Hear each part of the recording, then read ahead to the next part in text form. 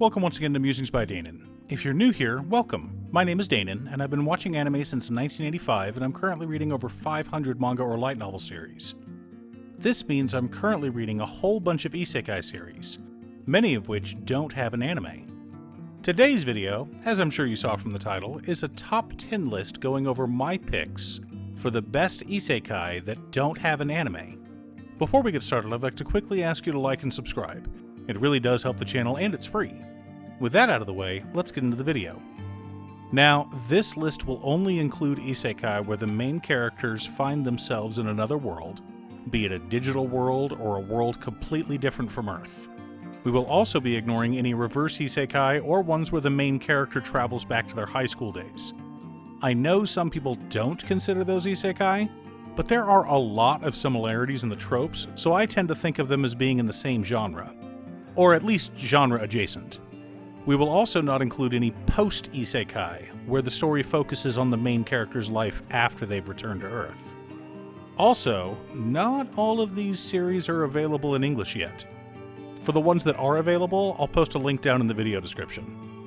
Without further ado, here is my top 10 list. Level 0 Evil King becomes the adventurer in a new world. What happens when a demon lord is defeated by the heroes and gets reincarnated as a human in a new world? Unlike a lot of other isekai, he isn't granted new powers. Instead, he has all of his old powers. He quickly makes a name for himself, and the people of the town start referring to him as a hero, which, as a demon lord, pisses him off. A hero is just about the last thing you should call a demon lord. This is one of those wonderful series where the main character winds up with his own harem, but has no interest in any of the girls, and they're not really interested in him either. Instead, he's interested in another girl, but she's already the leader of another party. So when there are big quests requiring the help of many adventurers, they get to fight together. But for the most part, they do their own thing. They have been on an adorable date though. And as a fan of romance, I appreciate finding a good romance subplot in my isekai. Legend, Tako Masaharu, starts out as your typical isekai. Main character winds up in a homunculus body that was originally meant for a master mage from 400 years ago, but his reincarnation spell failed. So his house and all of his research has been sealed away. Main character studies magic from the books left behind, eventually performs a summoning, and gets a griffin as a companion, then goes on adventures.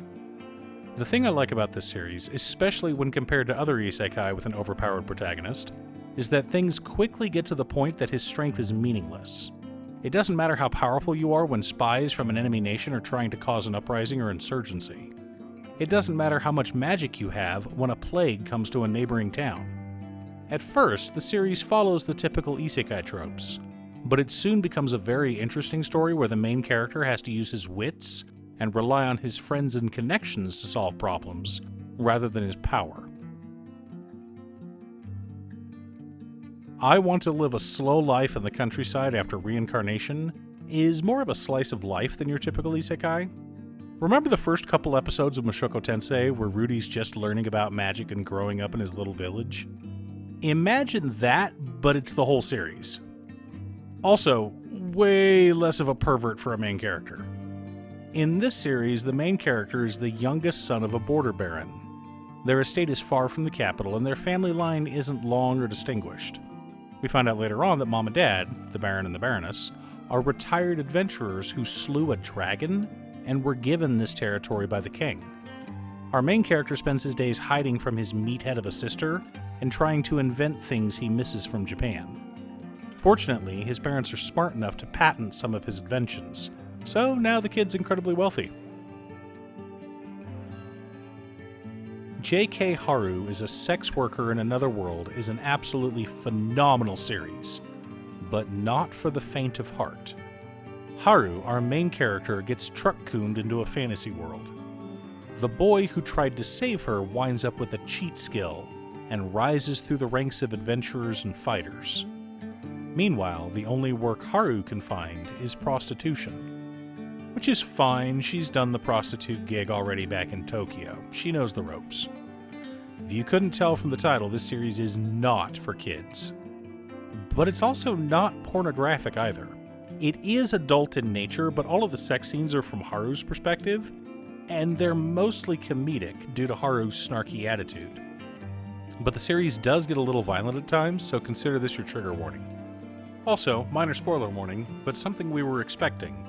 Haru did, in fact, get a cheat power. But it takes her a long time to discover what it is. Isekai Kokuki is a series that I already did a video on. In fact, I think I've already done videos on almost all the remaining entries on this list. But just in case you haven't watched those videos, I'll give you a quick description.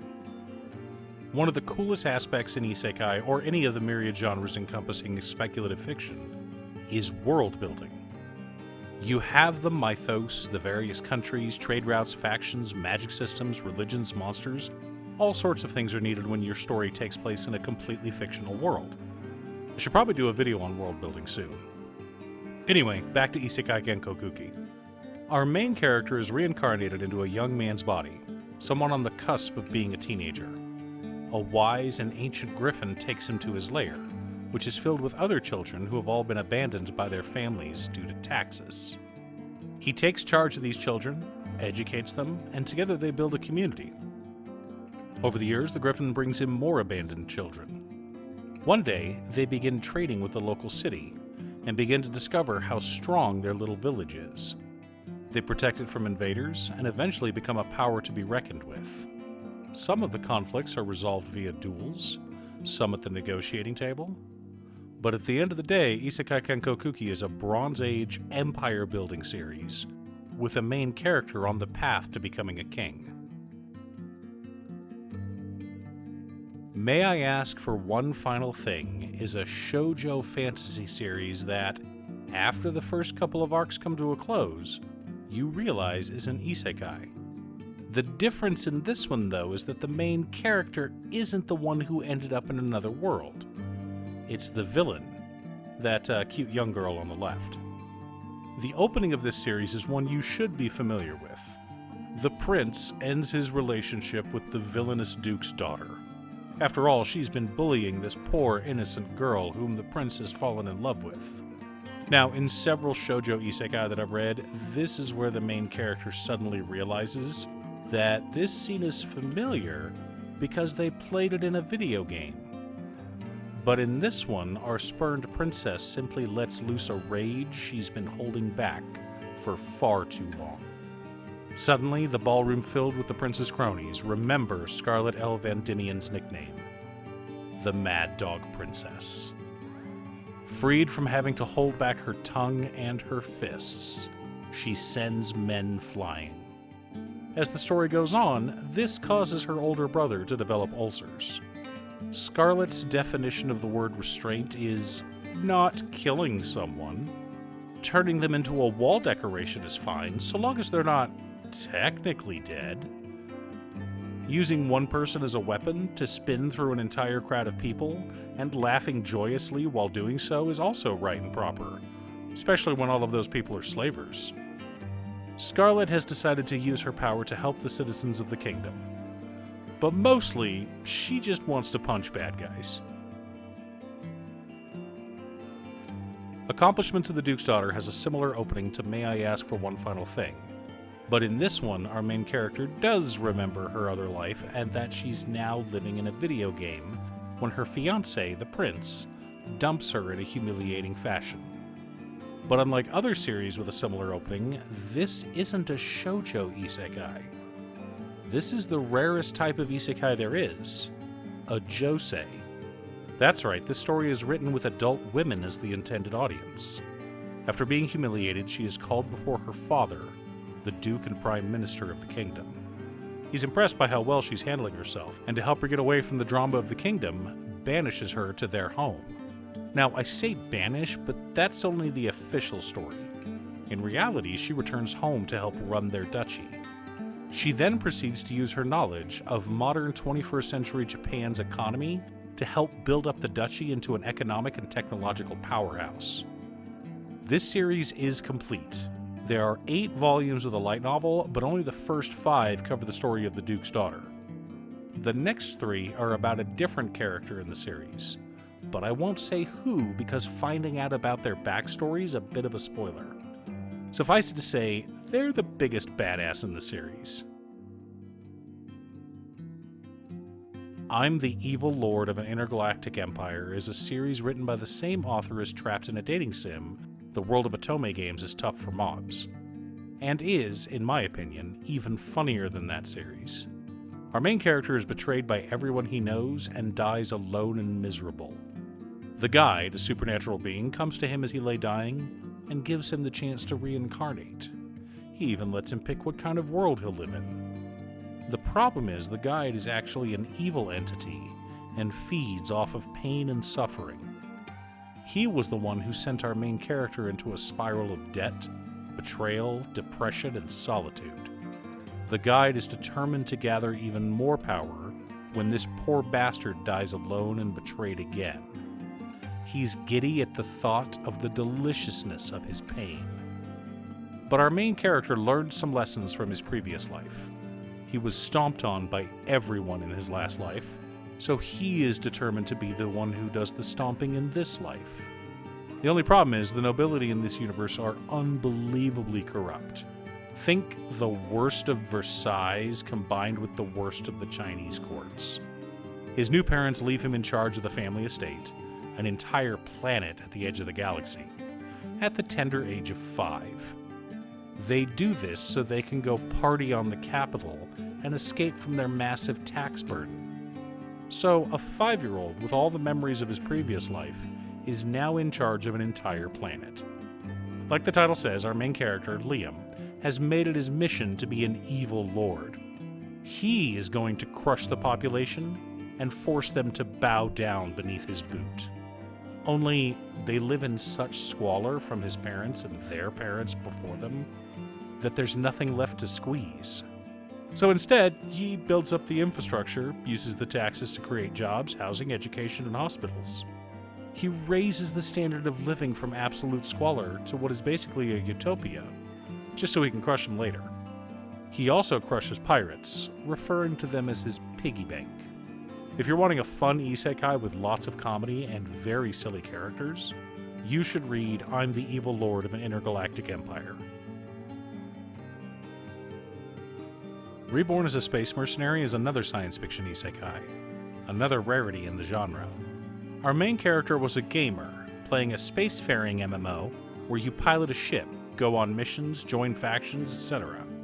He always enjoyed the freedom afforded to being a mercenary, so when he wakes up one day inside of his beloved ship, the Krishna, he decides to continue down that path. Now, unlike a lot of isekai where the main character winds up with his own harem, our boy doesn't hesitate to take what's offered, unless that offer comes with more trouble than it's worth. The first girl he meets is lieutenant commander in the Imperial military, and also a noble's daughter. She does everything in her power to try to get him to join the army, but he refuses. He values his freedom too much. Later on, he rescues a young noble girl and refuses her advances, partly because she's both the client under his protection, as well as nobility, but mostly because she's a child, which was nice to see. None of that when in Rome mentality here. But the other girls on his ship? Well, that's a different story. The series follows their adventures, or I could say misadventures, as they travel through the galaxy getting caught up in shenanigans. Whether they're fighting space monsters, pirates, or rebellious nobles, the series is a fun romp. One of the interesting things about this series is that our main character flies his ship like a maniac, at least according to everyone who watches him, as well as his own crew. But he doesn't think so. He thinks that everything he's doing is completely normal. Sure, he may have died a few times trying to master this maneuver when he was playing a game, but he's got it covered now. People just need to practice more. In other words, him being better than you is just a skill issue. There was a cute girl in the hero's party, so I tried confessing to her, is an adorable romance isekai. Our main character was isekai'd as a demon, and now guards the path to the Demon King's throne room. One day, the hero's party shows up, and though our main character soundly beats them, he winds up falling in love with the party's healer, So the next time they show up, he lets them through, but on the condition that they have to leave their healer behind. He tries flirting, but is awkward and the poor healer doesn't even realize that he's hitting on her. Regardless, the party fails and is unable to defeat the Demon King without the help of their healer. So, in order to protect this cute girl, our main character defeats the Demon King himself, and then goes into town. This series is ridiculous, and if you're wanting a laugh, you should check it out. Let's Manage the Tower is another interesting series. There are 7 enormous towers spread across the world that have existed for so long, not even the gods know what they're capable of. Our main character, with the help of 2 powerful angels, conquers the central tower and proceeds to make it into a dungeon. He summons monsters, spawns treasure, etc. But he's not a villain. He's doing this to help grow the economy of the world. This is a very interesting series that focuses more on world building and experimentation of godly powers. Also, the angels and the rest of the girls in the harem are cute. The legendary rebuilding of a world by a realist demon king is a fascinating series. It's very similar to how a realist hero rebuilt the kingdom. There are 72 demon lords and the main character gets reincarnated to become the youngest and therefore weakest of the demon lords. Eventually he gains enough power to start summoning dead heroes from Earth to serve as his loyal lieutenants, and then starts going to war against other demon lords, as well as the heroes sent to kill him. Lots of good fights, very interesting strategies, and great character interactions to be found. Min-maxing my TRPG build in another world, spreading the good word of Mr. Henderson, holds a special place in my heart. There are so many series where the main character winds up in a video game, but they're all RPGs of some kind.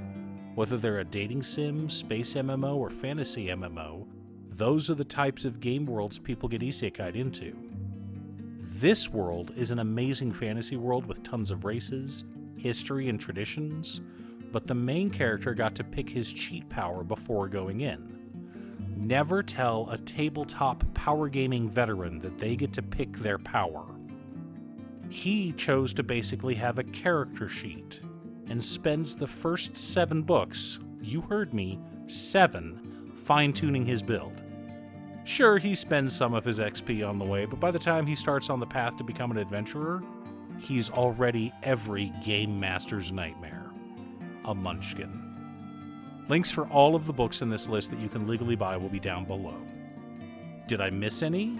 Which of these was your favorite? Leave a comment below. Thanks for tuning in. Once again, a huge shout out to my editor Cutestuff. I couldn't make these videos without her. If you'd like to hire her to edit your own videos, she can be reached at cutestuff.edits@gmail.com. Link is down below. If you're looking for ways to support the channel directly, you can head on over to patreon.com/Danon. There are several tiers to choose from. You can pick an anime or manga for me to do a video about, or you can join our monthly manga club.